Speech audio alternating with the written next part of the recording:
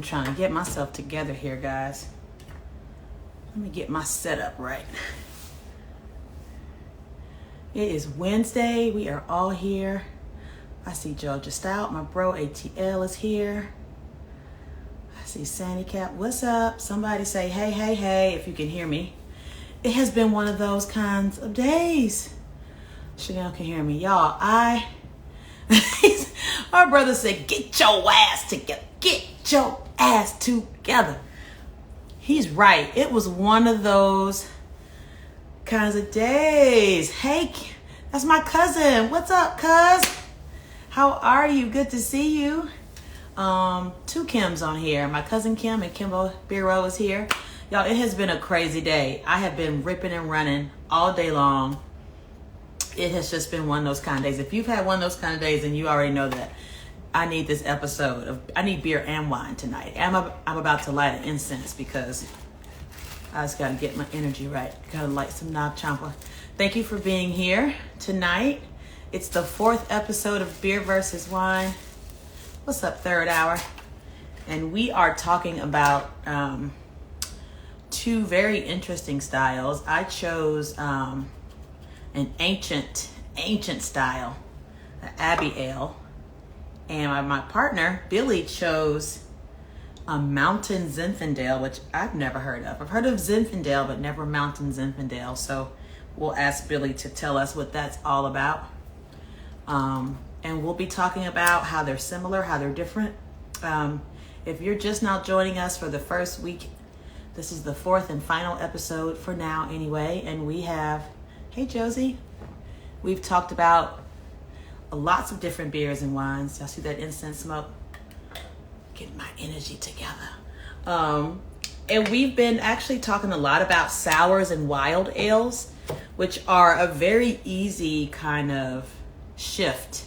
If you're a wine drinker and you like robust wines, or even if you know, really all different kinds of wines, but if you're a wine drinker, it is an easy shift for you to make into beer with sours, wild ales, highly fermented or wild fermented beers. What's up, craft beer connoisseur? Hey, Chris.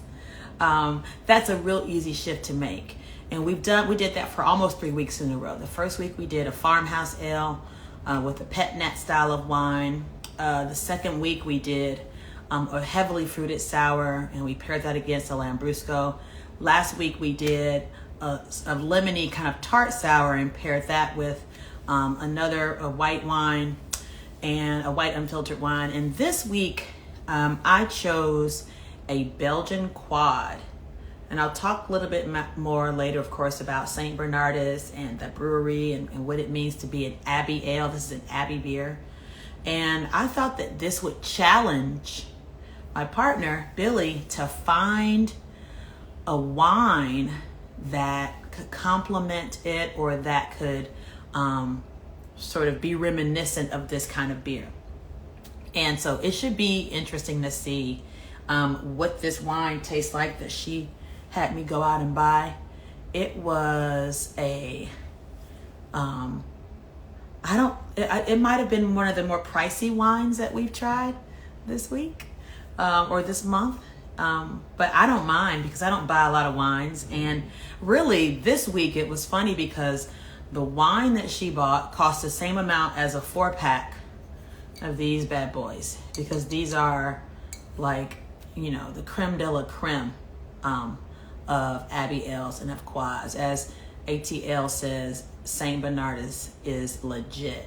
It is so legit. So we're going to talk about that style, Abbey ales, and how that compares to the wine that she brought this week. So if you're just now joining us, drop a note in the comments. Let me know what you're drinking today. Hey, Rainbow Creamsicle. Good to see you. Magic Mike is in the building. What's up? How you doing? And I see that Vino Van is here. So we're going to bring Billie up.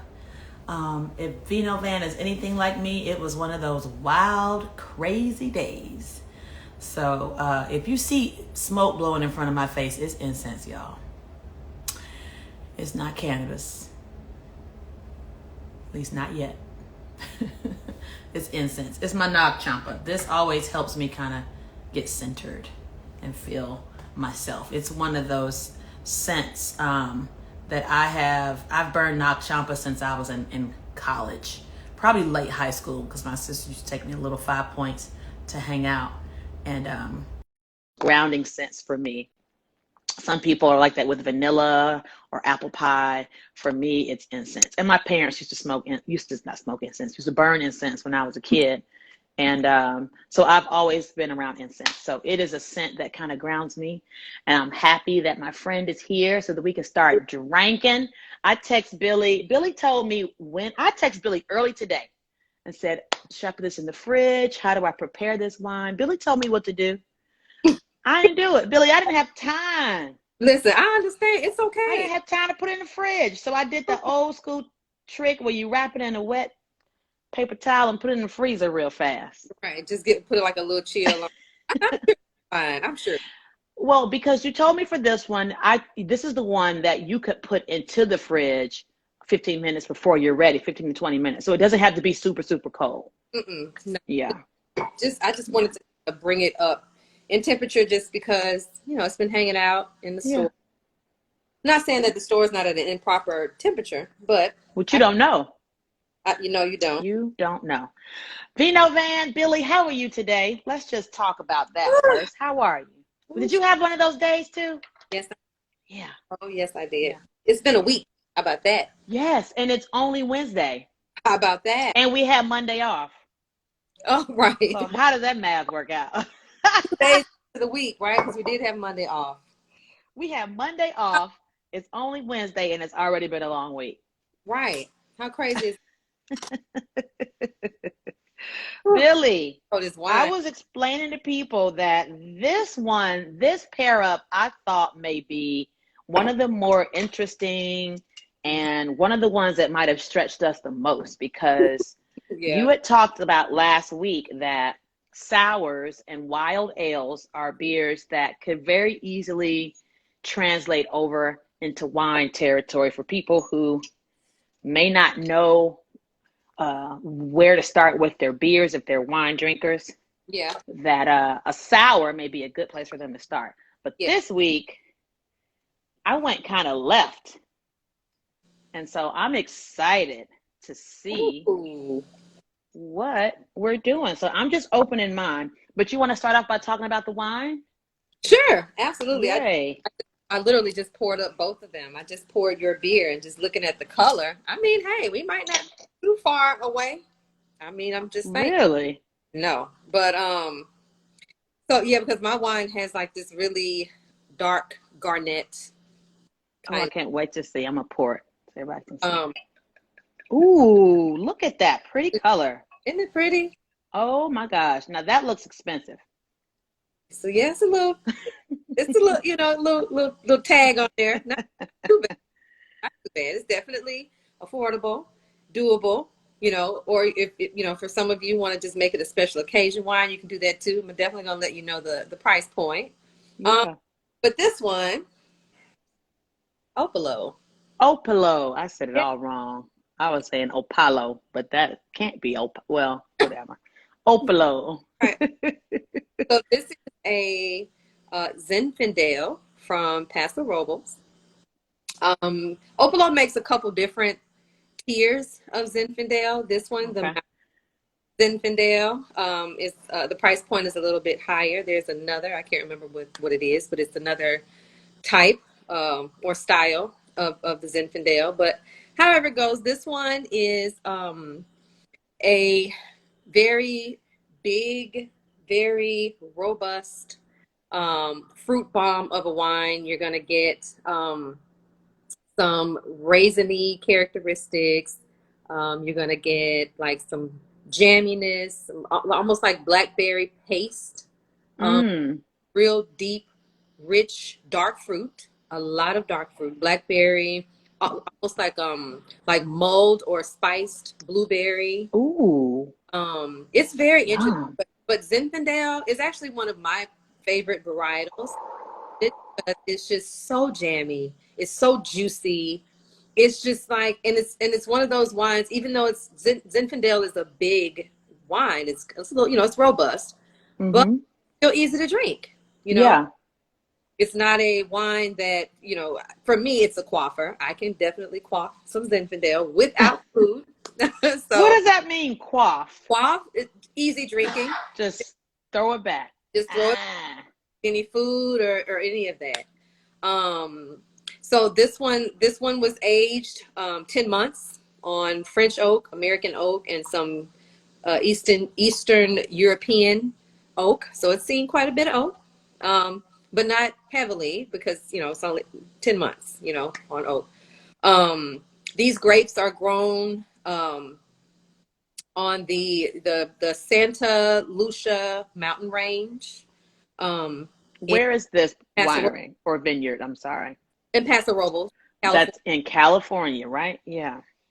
Cali is. Apparently, my brother's friend has a vineyard there Ooh. in Paso Robles. I didn't know that. What is the name?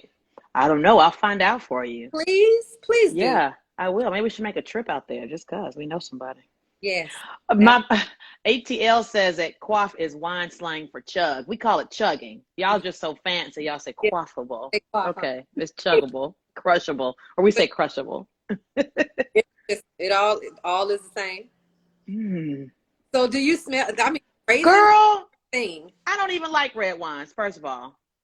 But see, a lot of times when people say I'm not a big fan of red wine, or red wine is a little too much for me, It is. I always suggest the Zinfandel because of the characteristics of that grape. It's just it's a lot of fruit. Oh my gosh. And different ones from different regions, even different regions within California, still have very different characteristics. Oh, So listen, let me ask you something. Sure. Let's just off the rip. Uh-huh. Zinfandel gets a bad rap too. We talked about Lambrusco's Mm-hmm. the other week getting a bad rap just cause. And Zinfandel does too, I think, because it's normally pink. So Normally pink wine. I guess we can. Because I pink wine. I don't mind pink wine, but this. Here's a myth that we're gonna bust. Right? Is that Okay. Zinfandel, or like when you think of Zinfandel, people think of white Zinfandel. That's right. So, just a quick little bit about the origin of Zinfandel. So, I really cannot remember the name of this name. It's this really weird name, but initially originated in Croatia. Okay. And it was called a certain name. Mm-hmm. Then it sort of kind of made its way over to Italy, where it's called Primitivo. So Primitivo. And so, Italian winemakers still make Primitivos. They're quite similar in characteristic. It's the same grape as the Zinfandel grape as far as when they did the basically the science on it or the research on it, and found that it was, basically the same grape. But as it moves around, as a lot of grapes move around, sometimes, throughout the years, some of their names may have changed. Some of them have not. Some of the names change slightly depending on the region because of their culture and their language. Mm-hmm. But this particular one, there was this terrible disease that were like killing the vines and, ruining the vines in Europe, called phylloxera. And in order for them to save the grapes and save the vines and, keep this wine thing going that we have, they had to uproot a lot of those vines, move them to other places where phylloxera was not present. Places being the U.S., or U.S. soil basically was not affected, was resistant to this phylloxera. So a lot of them took back rootstock from the U.S. and took back over to Europe, and then some of them planted. So this Zinfandel, or this Primitivo, was brought to Cali and planted there in Cali, where it was, of course, able to survive and thrive. And Zinfandel is actually, it grows really, really well, and like really well. My favorite Zinfandels actually come from Lodi, California. Paso Robles, I do like, but for my personal palate and my style of Zen that I like is Lodi Valley.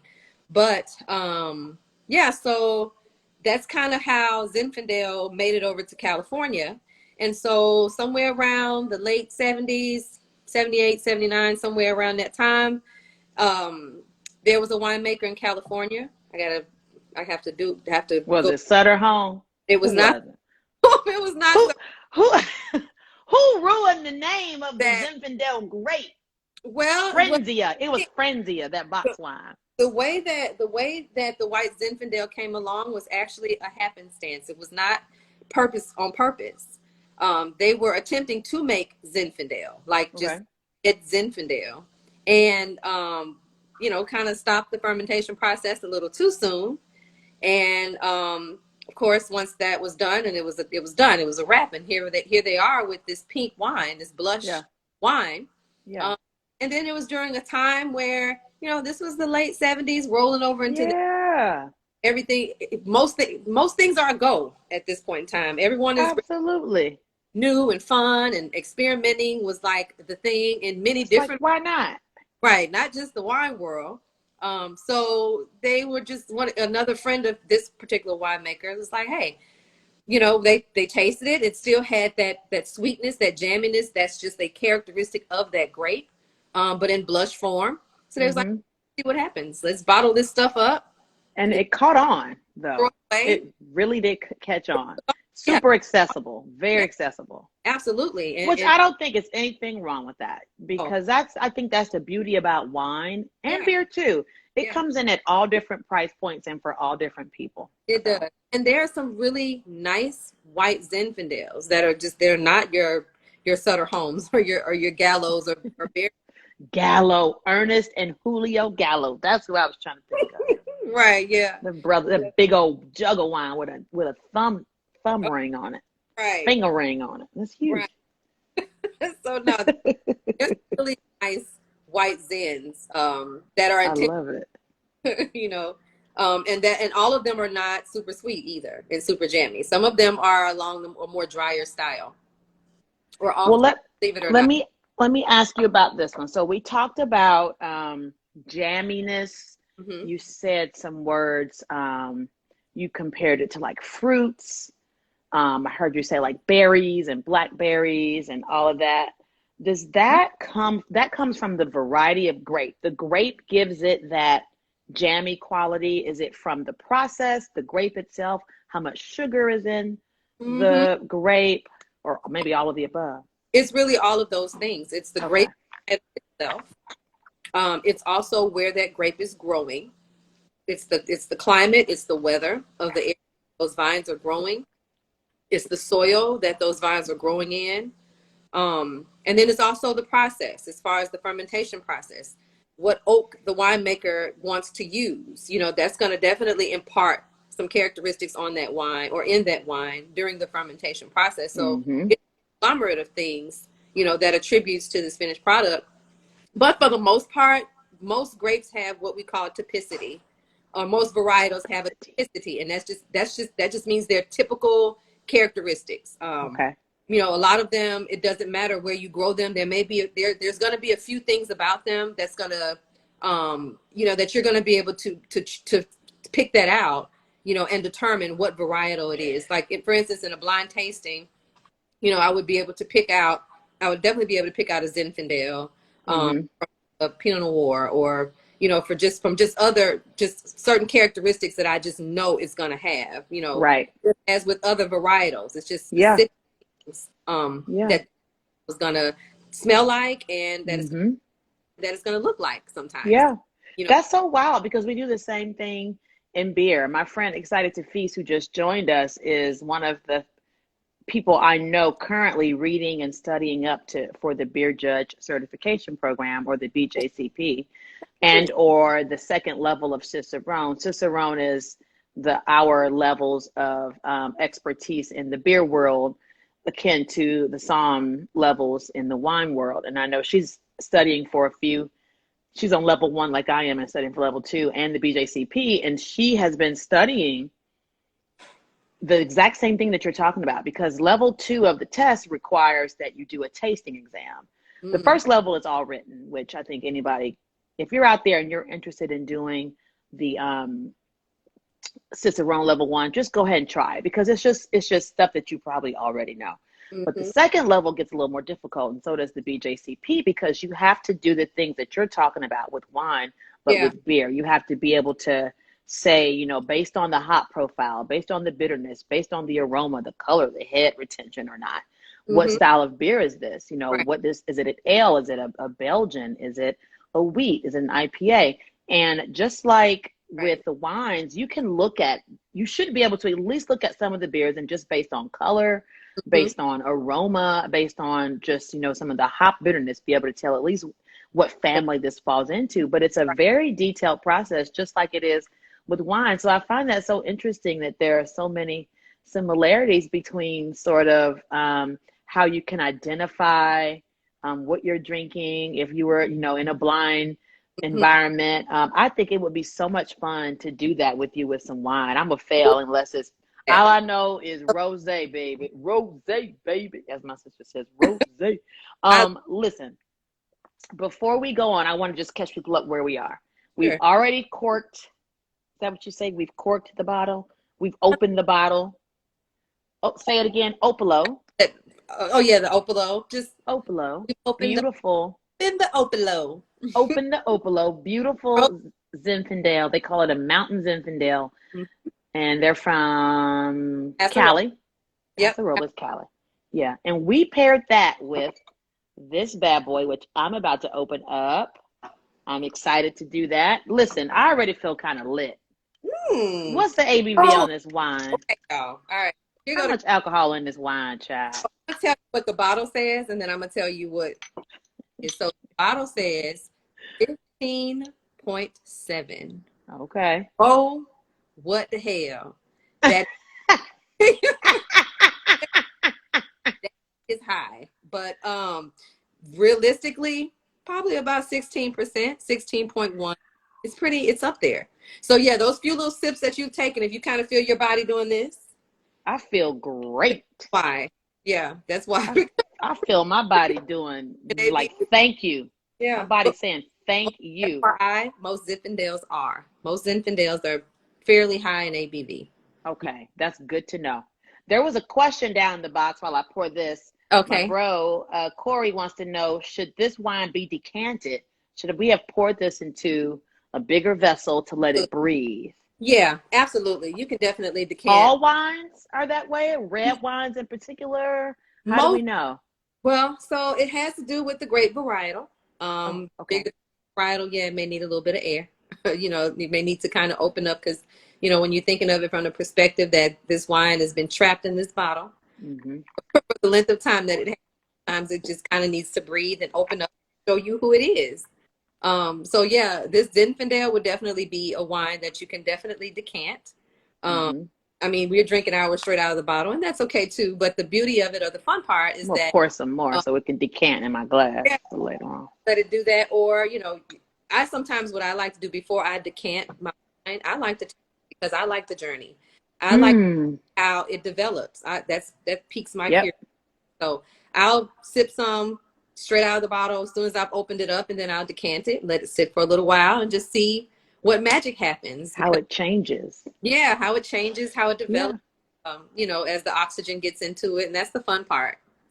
And we say the same thing with beer, right? Is that I very rarely will you see me turn a glass, a bottle up or a can up to my lips to just drink it. I mean, even if I have a plastic cup, it needs to be poured so that it does the same thing that you're talking about. It's been, how long has it been in this? This came from Belgium. We Right. don't know. Come on, bro. You need to pour that and let it breathe new life. Mm, Carbonation does exactly that. The bubbles help yeah. aspirate the beer and help bring it back alive again. And you want to pour it if you can. My sister asked if this Opalo should be chilled. You told us to pop it into the fridge Yeah. 15 to 20 minutes before you want to enjoy it. Yeah, it doesn't have to be like cold or anything Right. like that, It's great. The temperature I have but on it now is perfect. yeah, just to bring it to up, just kind of bring it up just a smidge. Sometimes I may have said like you can pop the red wine in there 30 minutes prior to serving, and that still remains for some red wines. Some of your bigger grapes like your Zinfandel or your Cabs or so forth, you don't want to chill them too much. So I'll say maybe 15 minutes. That's why I said 15 minutes or so for that. Um, More so like your red wines that I was speaking of, more so like your Pinot Noirs, your thinner Mm-hmm. grapes, Gamay. But even with Gamay, you can drink it a little bit colder, than just popping it for 30 minutes. So some red wines you can drink just a little bit colder than others. But I always just kind of like to just bring mine, a little up in temperature, just a smidge Mm-hmm. before I drink it, because it helps me to be able to smell and taste the characteristics of the wine. I get that.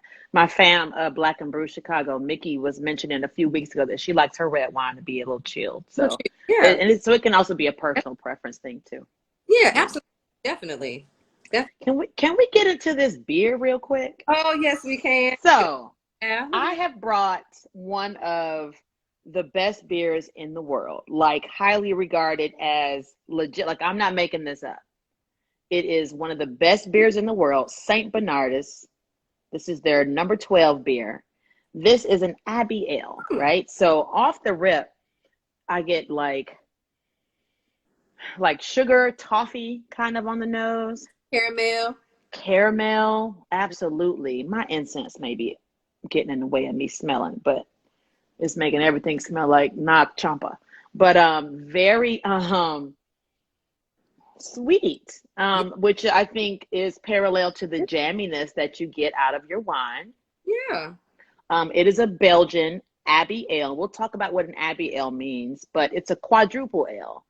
And that is traditionally, it means that it has, so Belgians come in single or just a Belgian style, a double style, and a triple and a quadruple, right? So mathematically, it used to be very much in line, almost an equation with the amount of sugar or malt that was added to the brewing process. The Belgians are known for using candy sugar in their beers, so it gives this really beautiful foam when you pour it, like a very nice foamy head. If I had poured a whole glass, I'm gonna drink all this. It would be super foamy at the top.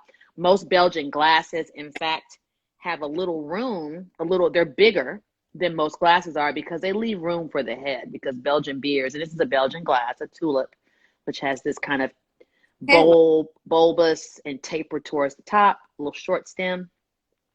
But they're made for Belgian beers because they're always very foamy, very showy, very just doing their own thing. But you will get, even when you pour it more and get that the bubbles and the aroma going, you're going to get that sugar that you're talking about. It almost smells like a burnt sugar. Yeah, like a caramelized sugar. Mm-hmm.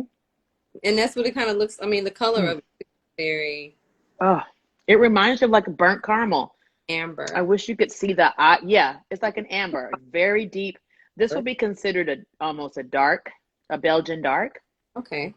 So it is a deep amber.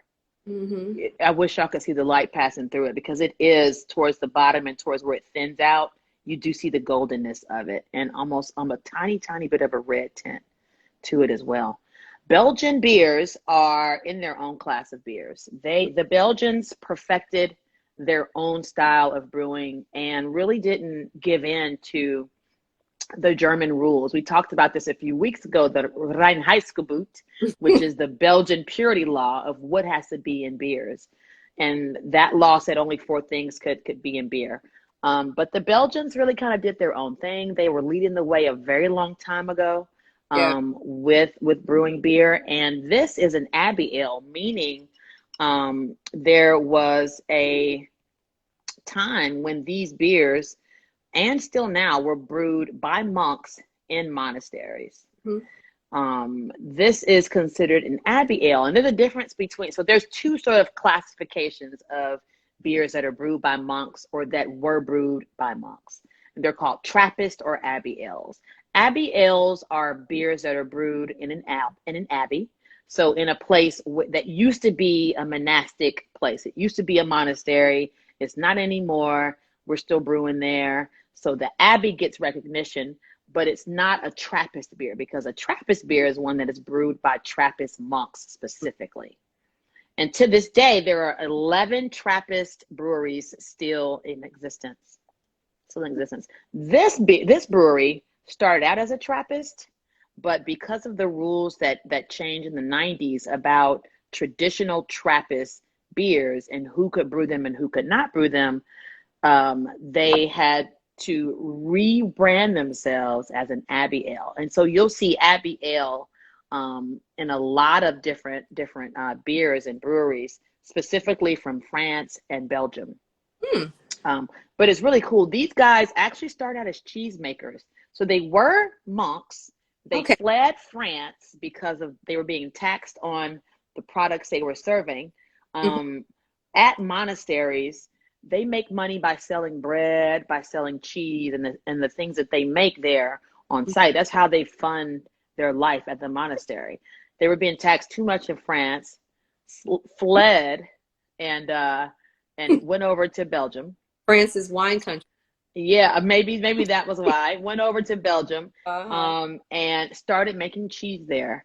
They were invited by West Vleteren, which is one of the very well-known Trappist breweries, invited over to West Vleteren to help them brew beer, which is how these monks learned how to brew. But over time, the folks who came to replace the monks were just people like you and I, non-monks. They were of the secular society, but they were still brewing at a place that used to be a monastery. And so because they're not monks and because it's not a monastery, they can't call themselves a Trappist, but they are Abbey. So you'll see on this ABT 12, that's short for Abbey. This is probably in Belgian or French, whatever they speak over there. But this is their brewery and this is what they do. This is what they specialize in. They have several ones, but this one is their flagship. Yeah. Abbey 12 is their flagship beer, legit known as one of the best beers in the world. So I want to know from you as a wine drinker, have you ever had this one before? Never have I ever had that, and it is delicious. Do you love it? I do. I really, truly do. I'm really enjoying it. I mean, I've never, when I saw it, the bottle was very intriguing. This little guy with the head. Oh, monk, right? Yeah, so I was like, okay, well, this is, it looks like it was good. So I mean, I was like, and then when I poured it and smelled it, I was like, okay. It is beautiful on the nose. Yeah, and then on the palate as well. Like and like I know it said it was something that you had sent me that I saw. It said like the bitter sweet, but I'm really not getting bitter. You don't get a lot of the burnt. A lot of times you on this style of beer, you will get a burnt sugar. Yeah. It does remind you of a bittersweet kind of flavor, but it's not a lot on this. This one is full of sugar. Yeah. I saw a few questions. Someone asked where they could find these. We went to Total Wine this time. Yes, we did not go back to our boy Sam Spaghetti over at Hop City. That's because this one likes to pick wines that are just so fancy. They don't have them everywhere. No. Y'all, but let me tell you something. This is the first time where the beer and the wine almost cost the same. Yeah.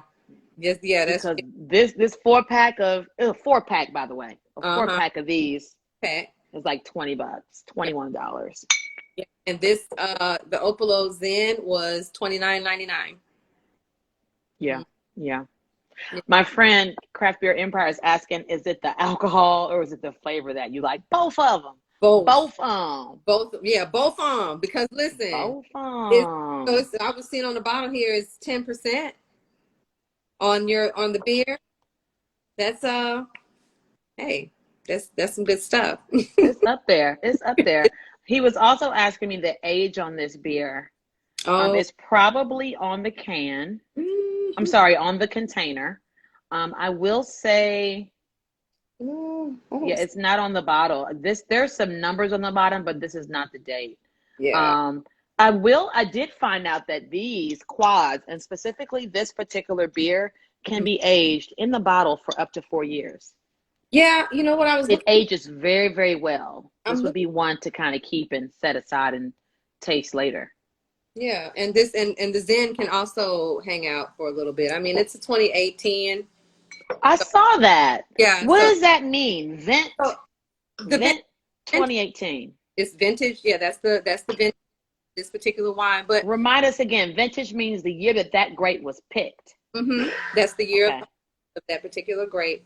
And the cool part is you see what it smells and tastes like now. This one can even hang out for a couple more years, for 2 months, See? and it would just be just as beautiful. I mean, We should buy one and save it and age it along with some of these. oh yeah, and just see and just open And it. just see. And just see. They sell this in a Magnum bottle, which is their I big bottle. I saw that. They Listen, now didn't have it at Total Wine. They didn't have the Magnum at Total Wine. Did you see the Magnum at Total Wine? $220 some dollars. You saw it there? Yeah, it was It there. was 220 on the shelf or in the case? It was like back behind this. Yeah. It was one of them. But yeah, Oh my gosh. But it's already aged for you and it's in a larger bottle. It's to share and to celebrate and to, it's for big occasions. it looked like a party. When I saw Oh, it's a party. green party to me. Like, and the guy was like, "You sure you don't want that?" I was like, "I wish I had more people to help me drink it." We'll have to go in on that. We'll have to Listen. split and splurge Mm-hmm. on that one. I cannot imagine how much smoother it is because what happens with beers when you age them is a lot of times the sugars become more pronounced, the hop character kind of falls away, so the bitterness kind of nullifies and blands itself out and just almost disappears. And with this much sugar, that's why it's really good to be aged because it's already high ABV, already high in sugar that ages very well over time. Yeah. And it would just make it even more caramelly goodness. Yeah. Caramel. Now, this is probably similar to your wine in the serving temperature. This is one, and I should have told you this, I'm so sorry, but I guess probably now it may be good. This is one that you want to enjoy at a higher temperature, maybe around 40 to 55 degrees. So it's probably perfect right now with a little bit of chill on it, but not too much. Yeah, because I don't even know why I did. I have no idea. Probably, I have no idea why I did it, but I didn't put a chill on it like that. I only just. You can keep these out actually if you want. I prefer mine out. These and stouts. I might refrigerate it like you did with this wine. Put one in 15, 20 minutes before I want to drink it. Mm-hmm. Yeah. It's very similar. What in the world? I didn't even know it was going to be this close. But when I saw like some of the characteristics of this, like when I saw like the raisiny and the what was the other ones, like a sugary kind of the sugar, that burnt sugar caramel toffee, and like raisin, fig, kind of aged fruit flavors. And Jen can tell you. So initially, when I saw that, my mind went straight to an Amarone. That's what you said, which sounds so fancy. I mean, like I said that sounds fancy. Amarone. Amarones are so it's really the process is really cool because the grapes are allowed to, kind of raisin up and dry. They dry before the process. Yes, it takes something crazy like I don't know, like 23, not 23 pounds, 23 tons or maybe pounds. Yes. Just for one bottle of grapes, for just one bottle of Amarone, because the grapes, you got to think about when you're drying grapes out, how much harder it's going to be to get juice out of almost grapes that are almost raisins. That's right. But that's the cool part about the Amarone. And just like a lot of other processes in wine, it was happenstance. It was by mistake. Like the grapes had started kind of drying out. And then the thing about, a lot of winemakers and their grapes, they're going to try to save those grapes. And absolutely. They don't want to waste that.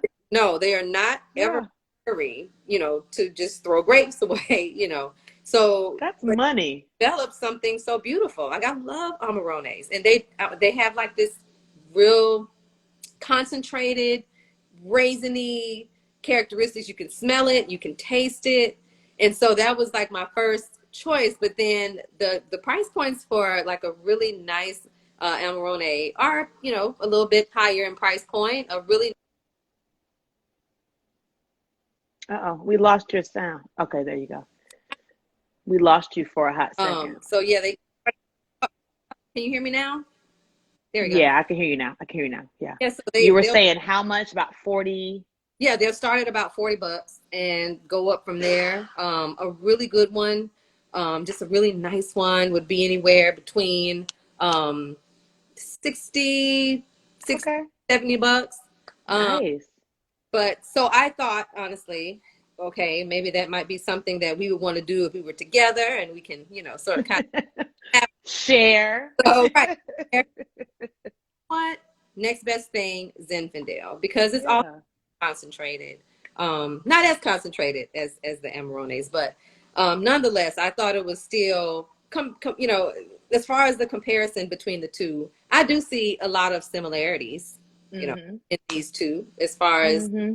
the look, as far as the color, as far as some of the characteristics of them both.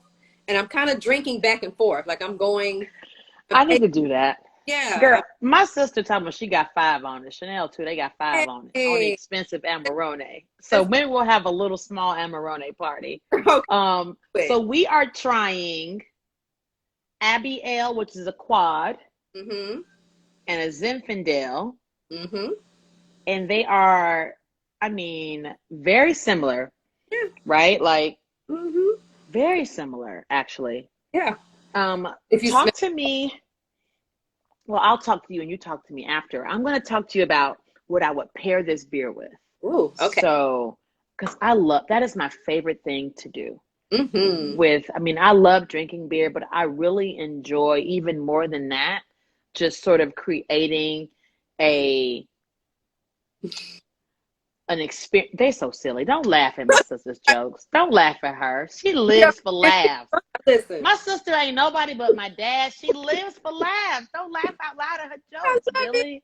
I Lord, her and Callie and Chanel, they got 5 on it each. That's $15 towards the wine. Don't laugh at her. Um, this is a beer that I would pair with a very rich dish. It is so robust, mm-hmm. so, I mean, almost aristocratic, right? Like very the presence is known when you drink this beer. You know you're drinking. So this is one of those, in a blind test, if you drink this and don't know you are drinking a Belgian quad, you should just quit the test. You need to go home. Michelle, excited to feast. Let me know if that's true. If you don't know that this is a quad, because this is one of the world's best examples of a quadruple ale. But this kind of beer, I think, goes very well with very rich dishes, and gamey stuff like lamb, rabbit, venison. It could go well with any kind of stew, any rich, steeped, very long cooked beer. Meal. And I would even go out on a limb and put this with something like an Indian, a curry dish from India, not from Jamaica, maybe even Jamaica actually, but a curry dish, because it's so rich and strong and just, it could really stand up to each other. I think something very robust like a curry or a lamb or something gamey with this beer. It would just, and even chocolate. And another one I think will go blue cheese. Beer and cheese pairings, we do them just like y'all do them in wine. But this is one I would do with a blue cheese for sure. Just the tanginess from that would very much be sort of balanced out by the sugar and the sweet. I can see that with this. Yeah. I don't know. I don't know if I would do a blue. I would probably do like a. What would you do with this wine? So with this one, I would do barbecue, which is what I had. Ooh, barbecue. Meats of some sort. Yes. Smoked do that too, Billy. Barbecue is always good with Zinfandel to me, and it's crazy. I stopped by Jim and Nick's earlier and got me some barbecue, and Alabama's finest. Oh yeah, so and then good barbecue. Also like some kind of like a spicy andouille sausage. I think let me go back to my wine. First, let me cleanse my palate first. Little spicy sausage would go good. Even some pasta dishes. We can get versatile. We can do some pasta with it too.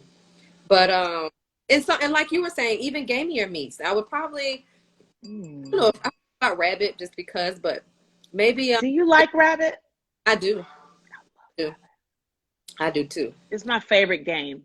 Do I'm a really countrify myself here, but I feel like you can relate to me.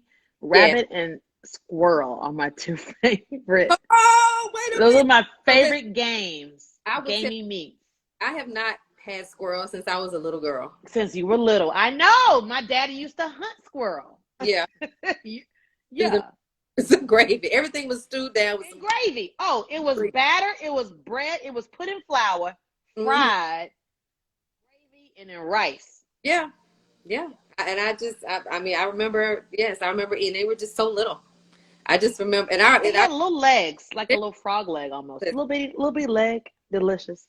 It was so crazy because Callie Faith is putting up the emojis. Callie Faith is putting up these emojis. She's appalled. She's from California. She ain't from Mississippi and Georgia like us. Right. And this is some old good old Mississippi. Look, right here. Oh, yes. Callie, we gonna learn you something. We gonna learn you something, Faith. We gonna learn you about rabbits. Right. And she says never ever.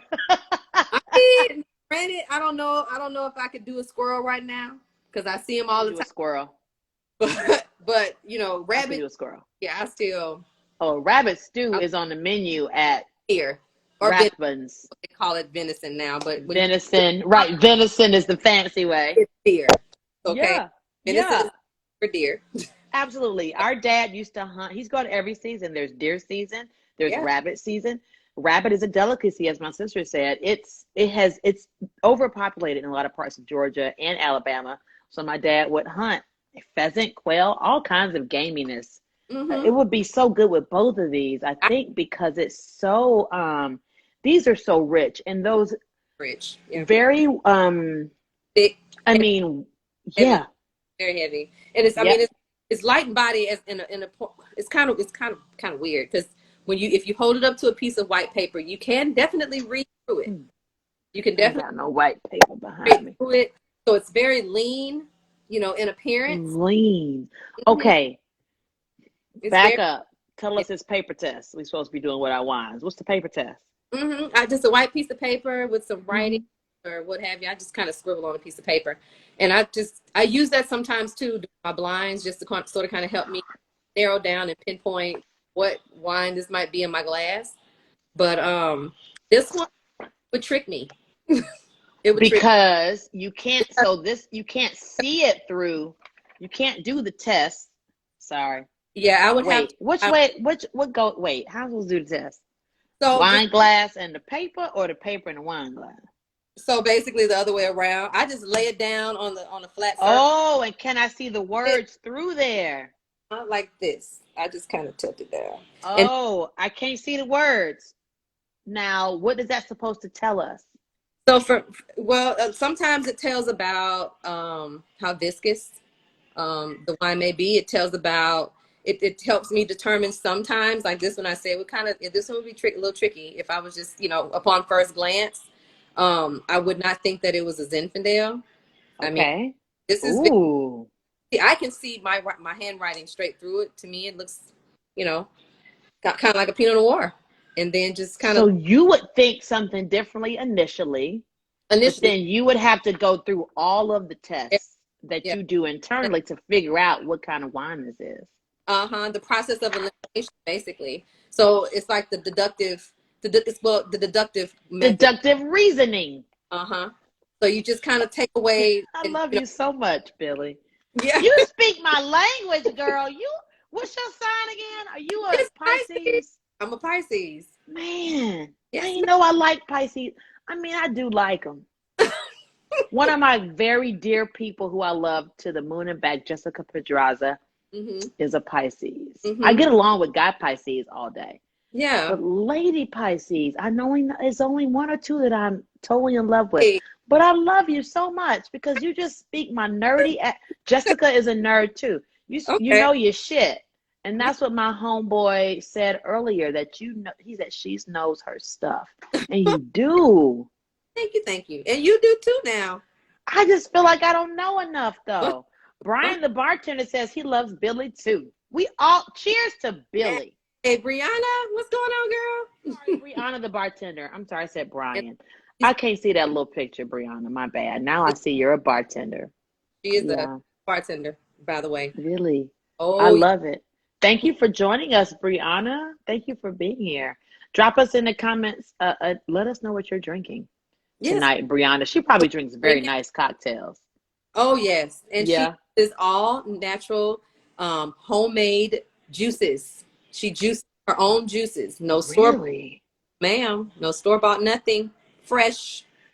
Let me ask you this, because in the beer world, we make beer cocktails, not from all beers, but like this would not be a beer I would make a cocktail from. Probably something on the lighter side I would make a cocktail from. But are there wine cocktails? Is that a thing? Yes.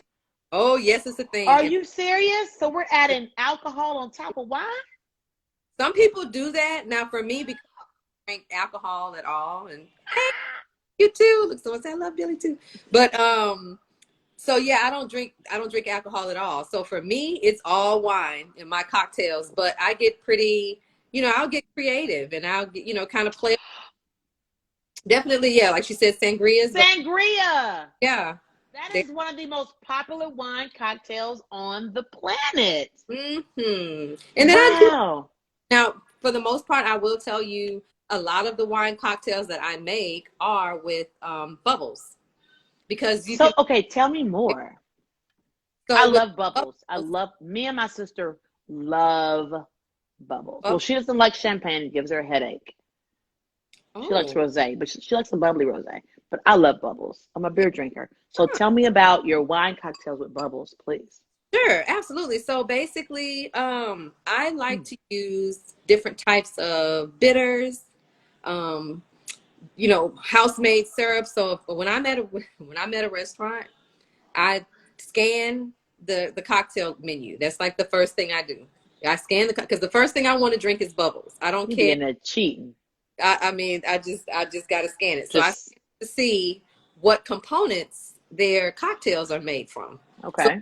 a lot of the restaurants that I go to, they have a lot of house-made syrups, or Mm-hmm. it's one other.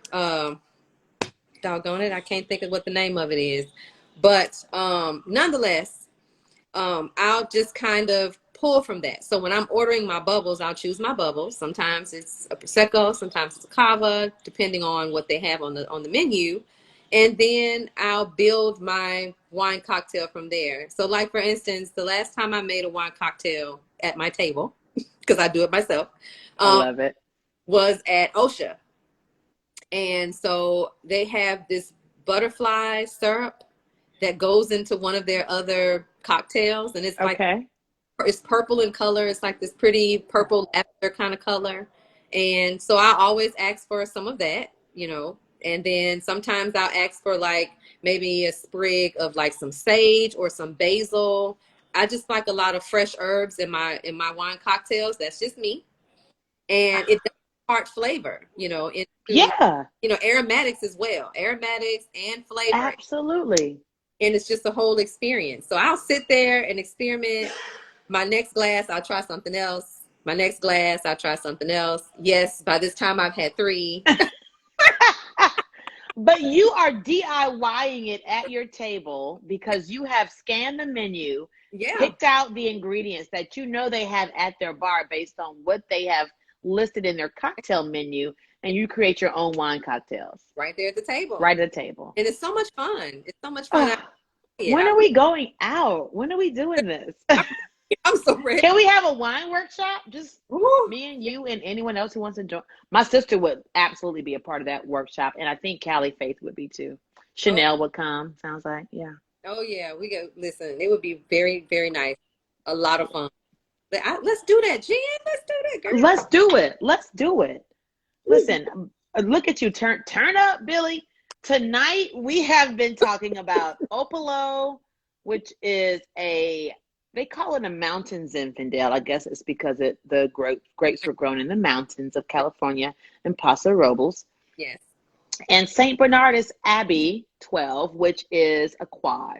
Yeah. And they are probably the more disparate two that we've brought over the past 4 weeks, but I think the most interesting, because if you are ready to make the leap from wine to beer or from beer to wine, and you're ready to do it like a little more aggressively than from sour to wine and from wine to sour, I would try these two. I would try this Zinfandel and a quad, because you tell me if this is the truth for Zinfandels, but quads across the board, they have very similar characteristics. You're going to get the sugar, you're going to get dried fruit like fig, plum, dried plum, you're going to get raisin, you're going to get sweetness, easy drinking, very bubbly and rich and robust. Yeah. For most Zinfandels, will you get sort of a parallel across the board of flavors as well?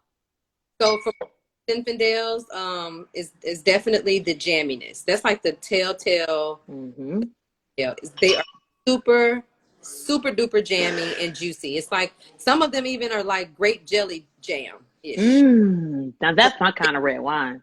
Yeah, they're very, very jammy. And then they do have like some really nice spice to them as well.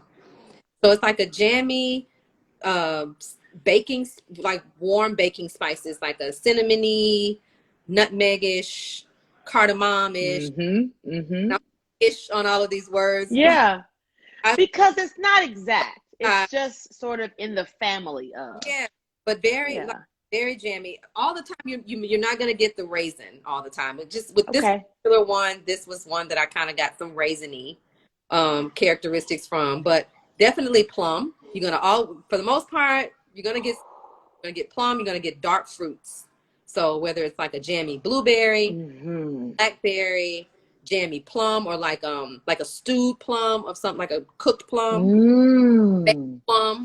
It's like those kind of characteristics is what you're going to get. Billie, I love a stewed plum or a grilled plum. I love plums and peaches on the grill. Would you do this with fruit, or will it, if it's a grilled fruit? Because I feel like it could go with that. Absolutely. Or even like a berry crumble. What about dessert? Because we talked about with this beer, it goes well with chocolate. I could do this with chocolate, creme brulee, a nice heavy cheesecake would go good with this. What about desserts for this wine? So basically, like you said, then there's a Cafe de Mezzo here. If you all have been and had that little fruit tart that they have with all the berries. It's so beautiful. That would go really well with this. Like some fresh fruit pie even. I think could, with the Zinfandel. As far as chocolate goes, I always say with any dark or just rich or robust red wine, you would want to have dark chocolate. I mean, at least 70% cocoa or even higher. So 70%. That's where I like to start with my cacao. I like mine high. My mom does too. She likes super high, super bitter, which reminds me so much of stout beers because they're chocolatey and bitter. Chocolatey and bitter. We got to do that. So let me tell y'all this. So we've done 4 weeks, and we were initially doing 4 episodes.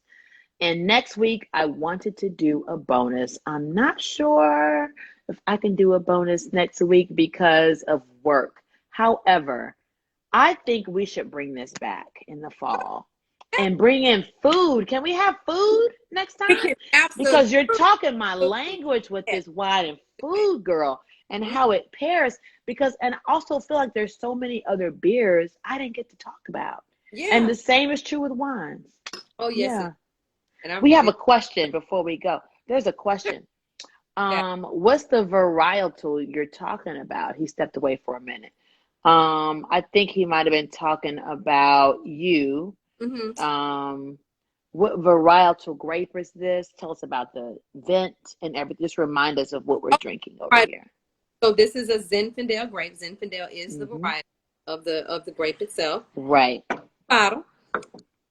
And this is I was kind of giving just like a really brief history of the Zinfandel, which has started off in Croatia, moved its way to Italy, where it became Primitivo, made its way over to the U.S., to California, where it became the Zinfandel grape. All in the same family, but different name and different regions. And Zinfandel grapes are very jammy varietals, very, a lot of dark fruit, some spice. One of those that, like I said, this one is a little bit different. And I think it also because it's from Paso Robles. Like a lot of your Zinfandels that are from Lodi, they are pretty viscous, they're really deep and I rich. like a viscous wine though. I Yeah, like that. I I like do. a, I do and in too. fact, I thought this would be a little more chewy as far as a quad goes. A lot of times they get very sort of chewy and thick in your mouth. Yeah.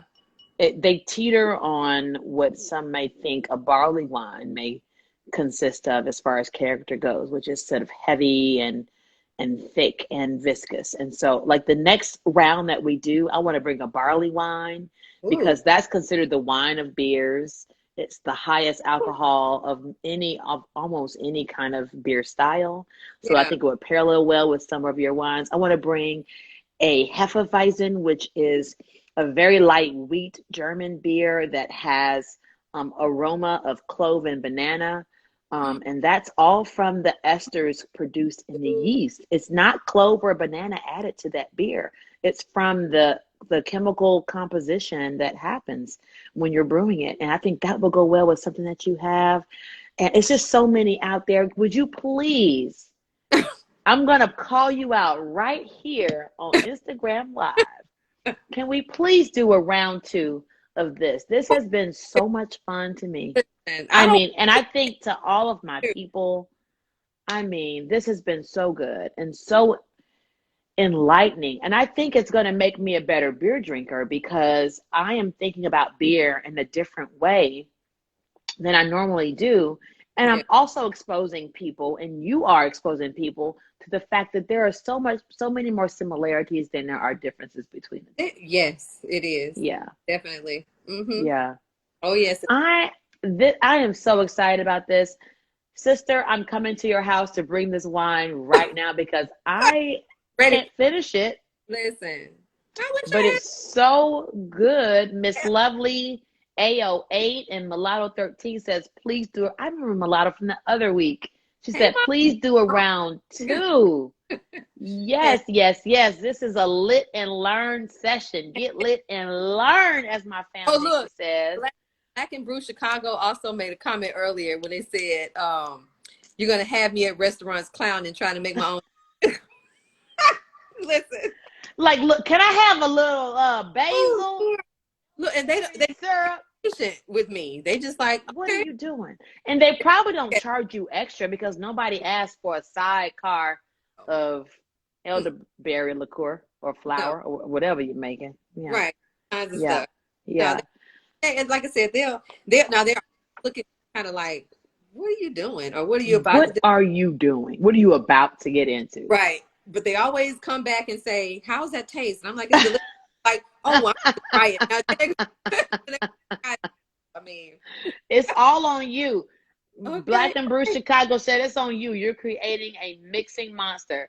So thank you for joining us tonight for the fourth and final episode of this series Right. of Beer versus Wine. We did an Abbey Ale, classic Saint Bernardus. You can buy this almost anywhere good beer is sold. So if you're in Atlanta, Total Wine, Mhm, Hop City, mhm. Greens, any very good package store should have this because it's a classic one and it's Yeah, from Belgium. You hit us with the Opolo, which we can definitely find at Total Wine and right. maybe some other places as well. Hop City might have had it, but we didn't go there today versus for our last one, but we'll go back for sure because Sam's Spaghetti is so nice there. Oh, I But love. we have to just say thank you. I want to say thank you to you, Billie, for Thank you. doing this with me. This has been so much fun. I feel like my beer people have learned so much from you. Oh, We'll know how to at least approach some wines. I mm. think the next time I would love to talk to you about like buying wine, Oh, yeah, questions to ask when we yeah. go to the wine store or the package store, and to just educate us on how to make that crossover from beer to wine. Absolutely. I can. Yeah. I'm excited about it. Before I go, I am Josie Love. She is one of the owners of Our Culture Brewing. She has a beer at Reformation right now called Spoken Word, which reminds me of this beer. It's actually a brown ale, and it is spiced with cinnamon and a lot of other delicious flavors. I tasted it this weekend. It tasted like cinnamon rolls and French toast. So that's What? fantastic. But before we get out of here, let people know how they can find you and follow you on Instagram. Sure. So on Instagram and Facebook, if any of y'all on Facebook, I am the Vino Van LLC. That is my handle. Yes. So y'all DM me, call me. Yeah. She'll answer your Yeah. questions. She's great. She knows everything about everything related to wine. And I am ATL Beer Boutique. It has been my pleasure to bring you this series. We ran 6 minutes over. I'm headed to my sister's house to drop off this wine because I won't be able to make it and do my work tonight if I keep drinking here at the house. So, Billie, thank you so much for being here. All of you who joined us tonight and over the past this is the 4th week who've joined us. Thank you for being here. We're going to take a little hiatus, plan more, and hopefully come back. If I can encourage Billie to come back with me in the fall/winter to do this again. You don't have to encourage. I am here. Yay. I'm ready with I'm excited. I'm excited. Thank you so much. Check my story. I posted the photos already of what we're drinking tonight, but I'll post it one more time so you have access to it. And thank you again for being here. Yay. All right. Bye. See y'all soon.